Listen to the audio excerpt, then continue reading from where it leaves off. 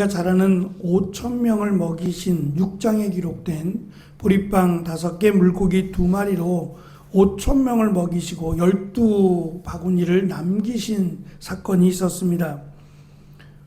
그것과 같은 재료로 보리빵 말린 물고기라고 하는 동일한 재료로 그리고 동일한 장소로 설명이 됩니다. 광야라고 하는 우리가 읽은 4절 말씀에서는 이 빈들에서라고 번역을 했는데 광야입니다. 광야에서 5천 명을 먹이시고 이번엔 4천 명을 먹이신 사건이 일어나는데 이 시간적 차이가 얼마나 있었는지는 모르겠어요.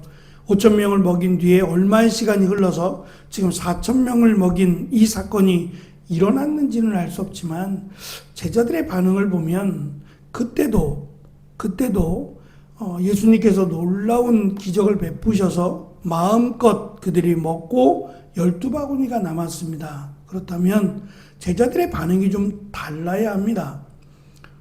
어떻게 하면 될까요?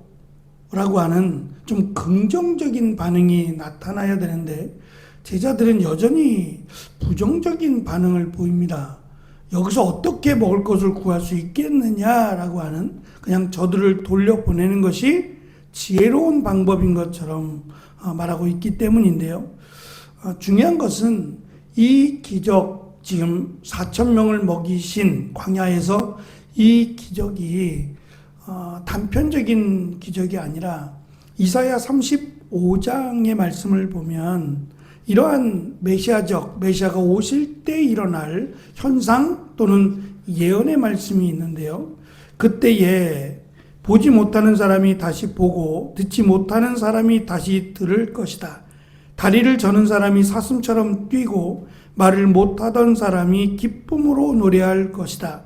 광야에 샘물이 흐르고 메마른 땅에 시냇물이 흐를 것이다. 불타는 사막이 연못으로 변하고 마른 땅이 물을 뿜어내는 샘으로 변하며 이리가 살던 곳과 풀과 갈대와 왕골이 자랄 것이다 라고 하는 예언이 있습니다. 이 예언처럼 지금 앞에서 말을 못하고 귀먹고 말이 어눌한 그 사람이 고침을 받았어요. 인간의 어떤 그 의학적인 또는 어떤 기술적인 의미에서는 불가능한 불치의 병입니다. 근데 그것이 예수님의 은혜로 그가 치료함을 받았어요. 그리고 나서 이것이 놀랍게도 많은 사람들이 몰려오는 또 계기가 되었는데, 하나 더 앞으로 나아가면 수로보니게라고 하는 이방 땅입니다. 그 이방 땅에서 귀신 들린 딸을 고쳐주셨어요.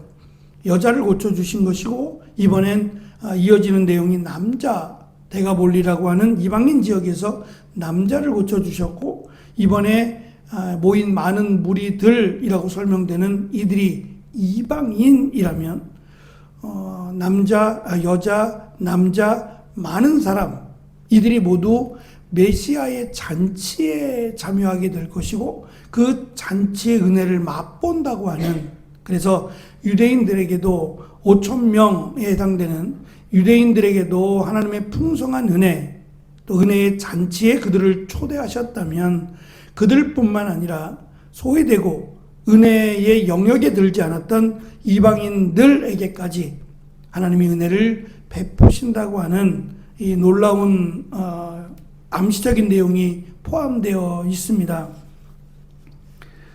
제자들은 광야에서 어떻게 이 많은 사람들을 먹일 수 있느냐라고 하는 부정적인 반응을 보입니다. 그런데 이것이 만약에 이 사건만 있었다면, 보리빵과 물고기로 이 사건만 있었다면 응당 그러려니 할 겁니다. 말씀드린 것처럼 6장에서 이미 한번 동일한 경험이 있었어요. 그렇다면 왜 제자들은 예수님께 이런 부정적인 반응을 보였을까? 더군다나 6장보다 지금 8장의 내용이 더 이들에게 먹여야 될 필요성을 예수님이 말씀하시는데 3일 동안 예수님을 따랐다고 말해요. 근데 그 3일 동안이라고 하는 설명 안에는 이들이 이들에게 먹을 것을 주지 않았다라고 하는 내용도 포함이 되고, 심지어는 그들이 너무 먹지를 못해서 가다가 멀리서 온 사람들도 있는데 가다가 쓰러질까 예수님이 염려하시는, 그리고 그들에게 무언가를 주고 싶어하는 그런 은혜의 마음, 사랑의 마음이 늘 담겨 있어요. 앞에서 5,000명을 먹이실 때도 그랬고 지금 4,000명을 먹이실 때에도 주고 싶어 하시는, 그들을 배불리 먹이시기를 원하시는 하나님의 풍성하신 은혜와 사랑이 고스란히 담깁니다. 근데 그것을 깨닫지 못하고 있는 하나님의 그 마음, 예수님의 그 은혜의 마음을 여전히 깨닫지 못하는 제자들의 모습이 안쓰럽기까지 합니다. 한편으로 보면 말씀드린 지금 예수님이 계속 이방인 지역으로 가세요. 수로보니게 여인을 만났던 두로라고 하는 이방인 지역을 가셨다가 또 데가볼리라고 하는 이방인들이 모여 사는 그 지역을 가셨고, 이번엔 광야라고 하는 어쩌면 버림받은, 그리고 아무것도 기대할 수 없는 그곳으로 예수님이 의도적으로 제자들을 인도하셨다면 제자들에게 가르칠 내용은 분명합니다. 이방인이고 소외되고 버림받은, 세상에서 버림받은 이들에게까지 하나님의 은혜를 주고 싶어 하시고 또 그들에게 은혜를 베푸시기를 원하신다라는 것을 지금 제자들에게 가르치시는 내용인데, 제자들의 이런 부정적인 반응 이면에는 이들에게 하나님의 은혜가 임하고 싶지 않은, 마치 요나 선지자를 니느웨로 보낼 때 요나 선지자가 가지 않겠다 한 이유 가운데 하나는 이방인 땅을 밟는 것도 싫지만 더욱 큰 이유는 그들에게 하나님의 은혜가 임하는 게 싫어요. 하나님이 이스라엘 백성들을 참으시고 심판하지 않으심을 누구보다 잘 알아요. 심판하셔도 되는데 심판하지 않고 참으시고 기회를 주시고 하는 것을 직접 본인이 이스라엘 백성들에게 선언하게 하셨단 말입니다.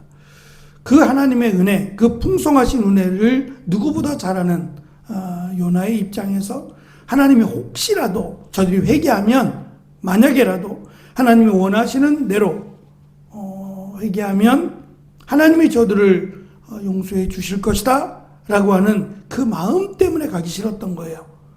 우리만의 하나님, 이스라엘만의 하나님이 되기를 원하는 이기적인, 민족주의적인 이기주의가 그들에게 있었다면 오늘 말씀도 왜 제자들이 이렇게 부정적으로, 앞에 5,000명의 사건, 그 사건이 멀지 않았어도 충격적인 사건일 텐데, 그럼에도 똑같은 보리빵 물고기라고 하는 똑같은 재료 앞에서 제자들이 그냥 돌려보내는 것이 마땅하다는 듯이 부정적인 답변을 하고 있는 것은 하나님의 은혜가 이방인들에게 허락되는 것 자체가 싫기 때문에 하는 똑같은 이기적인 마음은 아닐까라는 생각도 가져보았습니다. 그렇더라도 제자들의 마음이 아무리 그렇더라도 하나님의 마음은 변함이 없습니다.